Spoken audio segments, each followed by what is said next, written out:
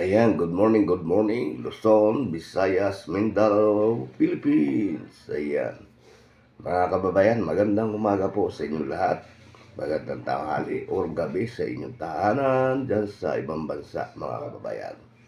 Ito po ang inyong host ng Bagong Bayan Muli at Bulacan Bongbong Marcos. Ayan, mga kababayan.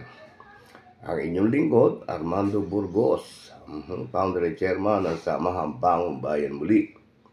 Mga kababayan, ang ating pong topic ay patungkol sa tumaas na oil. Kasi napapansin ko po mga kababayan na nung pumutok ang gera sa ibang bansa, bakit po agad-agad ay nagtaas ng langis ang mga company oil sa Pilipinas?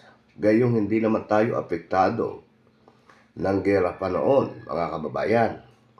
Ngayon, nais nating ipanawagan ito sa mga senador na buririin ang mga company oil sapagkat ang katunayan, wala pa naman tayong nanggagaling na gas mula sa iba't ibang bansa ng salukuyang gera.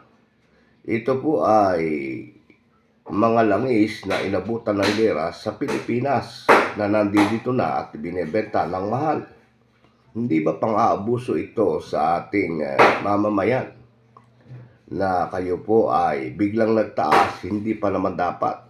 Kaya naman tayo magtataas ng gas, yung po kinuha sa Iraq na darating. Dapat doon pa lang po sana magsisimula ang pagtaas ng gas. Hindi po yung narilitong gas, isasabay nyo sa pagtaas.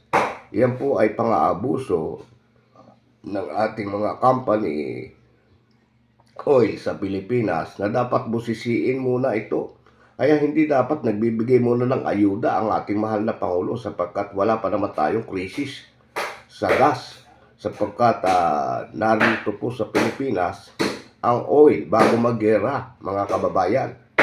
Sana ito ang tignan o baka naman ang ibang mga company oil ay pag-aari ng ibang mga politiko. Kaya naman dito sinasamantala ng mga kalaban ng ating pamahalaan para gipitin ang gobyerno at ang mamamayan.